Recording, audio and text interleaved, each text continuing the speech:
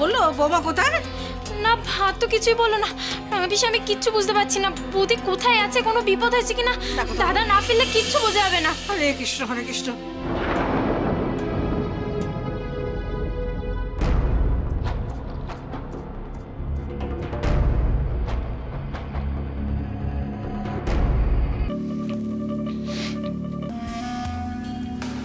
এসব ওর কিছু প্রয়োজন নেই, ও একা থাকবে, আমাদের কাউকে ওর প্রয়োজন নেই। হরে কৃষ্ণ হরে কৃষ্ণ।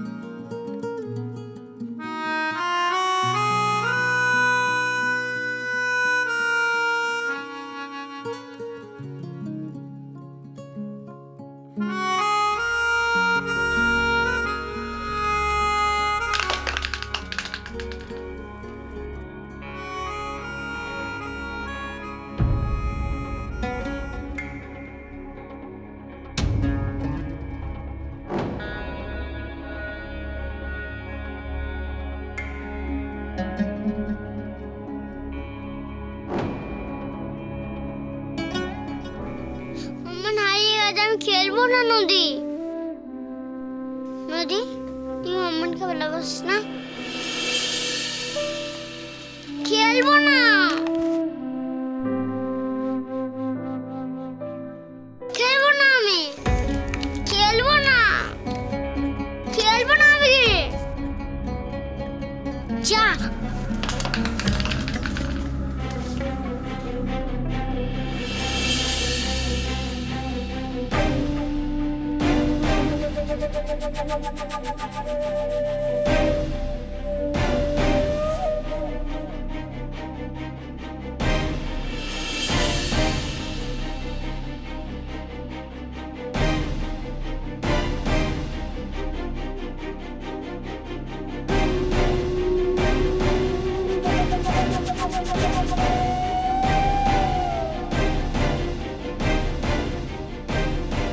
নদী, মাম্মান হারিয়ে গেছে। মাম্মান হারিয়ে গেছে, তোর কষ্ট হচ্ছে না? মাম্মানের জন্য কষ্ট হচ্ছে নদী, তোর কষ্ট হচ্ছে না? নদী আমি খেলবো না, আমার খুব কষ্ট হচ্ছে। নদী যা।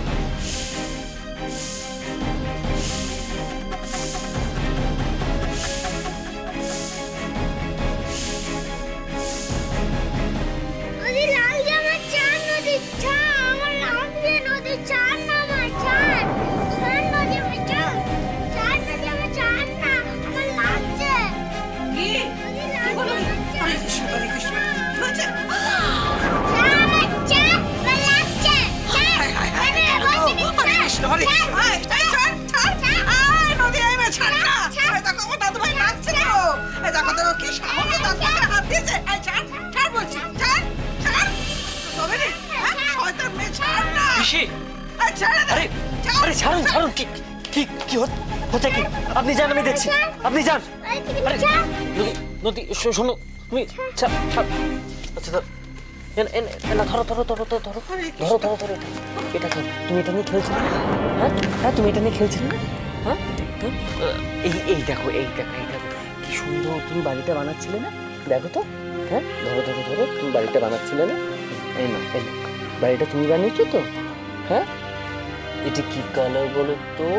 এটা কি রেড? হ্যাঁ নদীর জামার রঙও রেড, বাড়িটার রঙও রেড।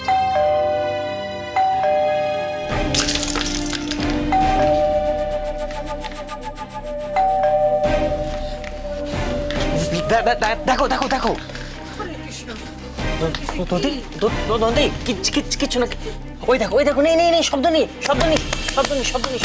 দেখো দেখো শব্দ নেই শব্দ নেই দেখো নেই তো হ্যাঁ কিচ্ছু হয়নি তুমি এরকম করছো কেন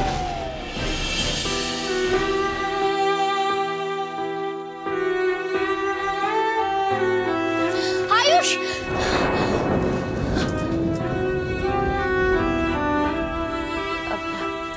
অনন্যা অনন্যা কি হয়েছে তোমাকে তোমাকে এরকম রেস্টলেস লাগছে কেন? হ্যাঁ কি কি ভেবে তুমি এরকম চিৎকার করে উঠলে? হ্যাঁ কি হয়েছে? কেন চমকে উঠেছো? ও ও ও আমি বুঝেছি, নতুন জীবন কি করে শুরু করবে সেইটা ভেবে, তাই তো? না না, আমি আমি স্বপ্ন দেখলাম যে আয়ুষের নদী মারামারি করছে। সেটাই তো স্বাভাবিক না, বাড়িতে মা না থাকলে বাচ্চারা মারামারি করে, এটাই তো স্বাভাবিক, তাই না? হ্যাঁ, আর তাছাড়া যেটা ফেলে এসেছো সেই পুরনো জীবনটাকে ফিরে তাকিয়ে কোনো লাভ আছে অনন্যা? বেকার বেকার এগুলো ভেবে মন খারাপ করা, কোনো লাভ নেই। আমি পারবো না আমি ওদের ছেড়ে থাকতে। কি পারবে না অনন্যা? হ্যাঁ কি পারবে না?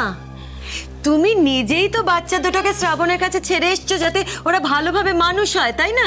হ্যাঁ, তাহলে এখন কেন এই কথা বলছো যে আমি পারবো না? মনকে কি করে আটকাবো আমি? ওরা নিশ্চয়ই আমাকে মনে করছে। আমি জানি ম্যাডাম, ওরা আমাকে ছাড়া ভালো নেই, একদম ভালো নেই। শুধু আয়ুষ আর নদী কেন, তুমি কারোর কথা না ভেবেই থাকতে পারবে না। দেখো অনন্যা, মা ছাড়া বাচ্চারা কিন্তু অনাথ। যতই বাবা থাকুক মা কিন্তু মাই হয়, জানো তো? অবশ্য তোমাকে এই কথাগুলো আমি কেন বলছি, তুমি তো সবকিছু জেনেই বাড়ি ছেড়েছো, তাই না?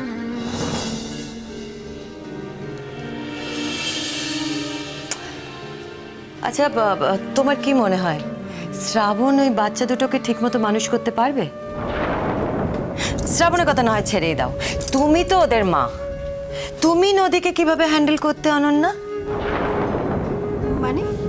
না মানে দেখো, আয়ুষ আর নদীর মা তুমি, আর তার উপর নদী একটা অটিস্টিক বাচ্চা, তুমি নিশ্চয়ই জানো নদীকে কিভাবে হ্যান্ডেল করতে হয়। মানে আমার একটু জানতে ইচ্ছে হচ্ছে আর কি।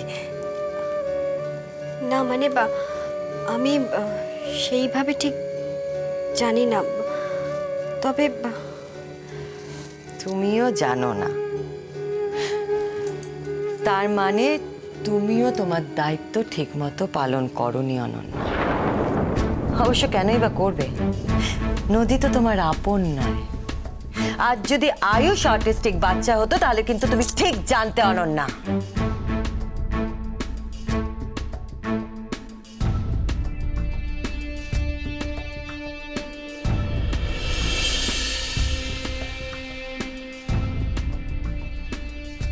শ্রাবণ যদি নদীকে সত্যি ভালোবাসতো তাহলে সব জেনে শুনে এভাবে চুপ করে দাঁড়িয়ে থাকতো না।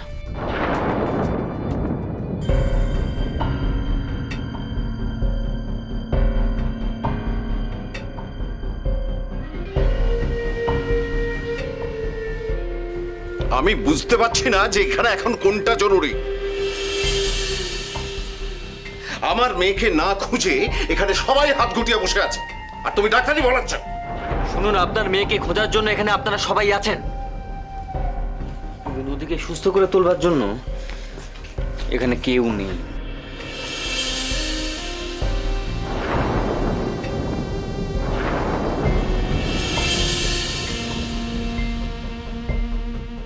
আমি বুঝতে পারছি না যে এখানে এখন কোনটা জরুরি। আমার মেয়েকে না খুঁজে এখানে সবাই হাত গুটিয়ে বসে আছে, আর তুমি ডাক্তারি বলাচ্ছ। শুনুন, আপনার মেয়েকে খোঁজার জন্য এখানে আপনারা সবাই আছেন, কিন্তু নদীকে সুস্থ করে তোলবার জন্য এখানে কেউ নেই।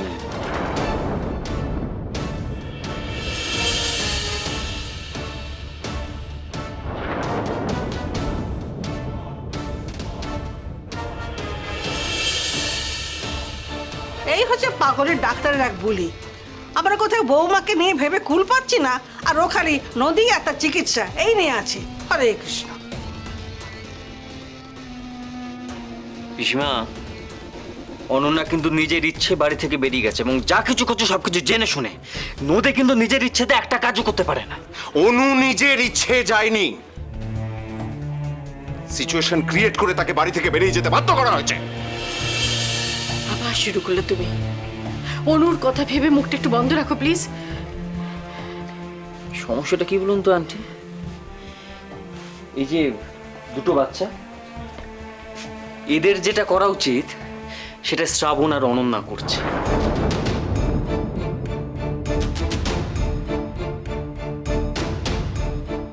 কোথাও কিচ্ছু নেই, ফোনে বললো যে আজকে আমি বাড়িতে ফিরবো না, আমার জন্য ভেবো না। সবকিছু কি এতটা ইজি?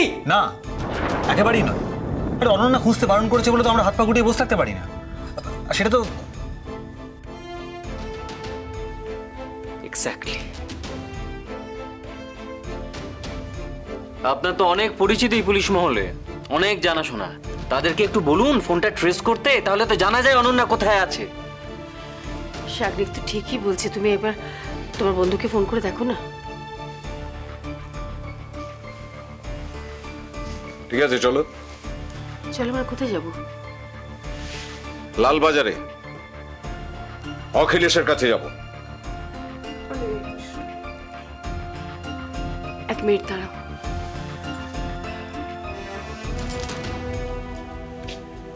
এসো।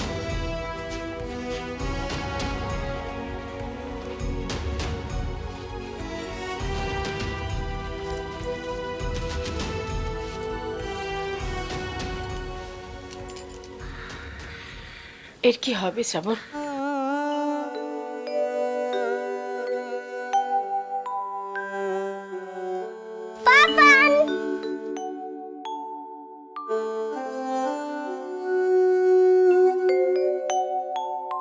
কি হলো, চলো।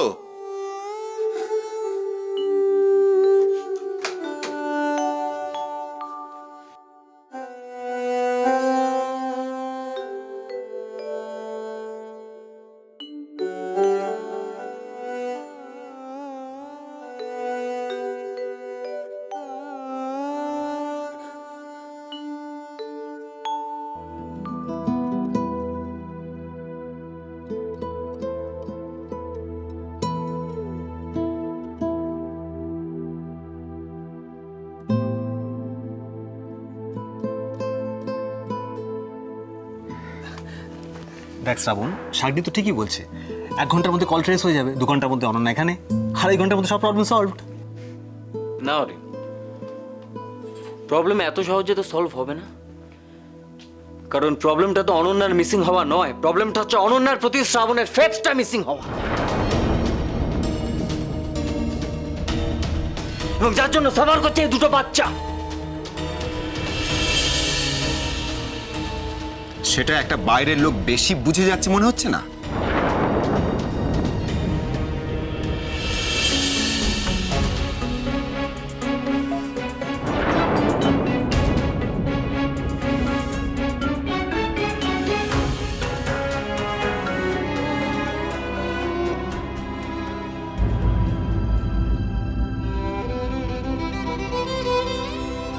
শাগনি, শাগনি শোনো, শাগনি। ওকে যেতে দে, ও খুব বুদ্ধিমান। তাই অপমান করে তাড়ানোর আগেই ও নিজে থেকে চলে গেল।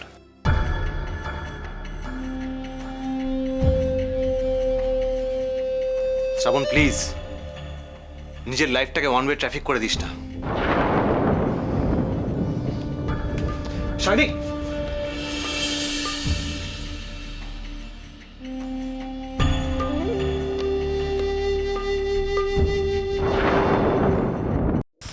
শাগনি,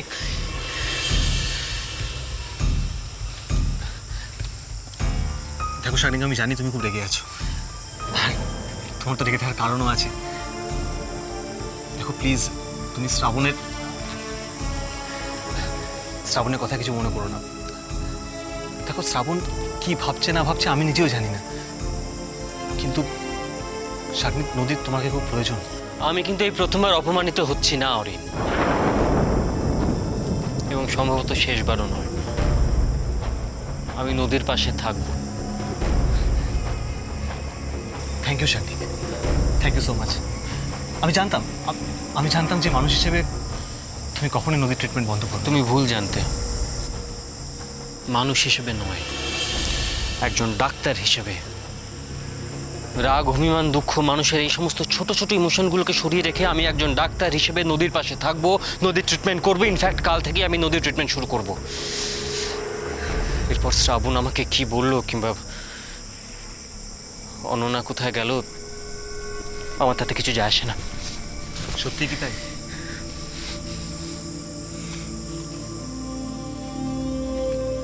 আচ্ছা শাগনিক, তুমি তো অনন্যা শ্রাবণ দুজনেরই খুব ভালো বন্ধু। তা বন্ধু কেমন আছে খোঁজ নেবে না?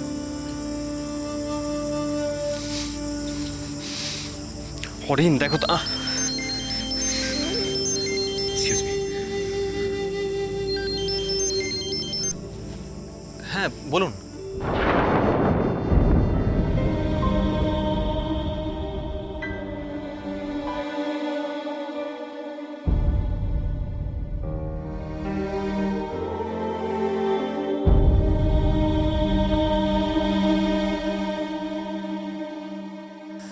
হ্যাঁ হ্যাঁ, আমি এক্ষুনি আসছি, এক্ষুনি।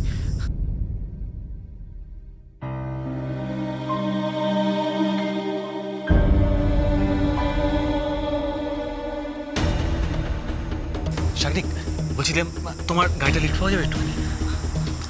হ্যাঁ শিওর। তুমি কোথায় যাবে?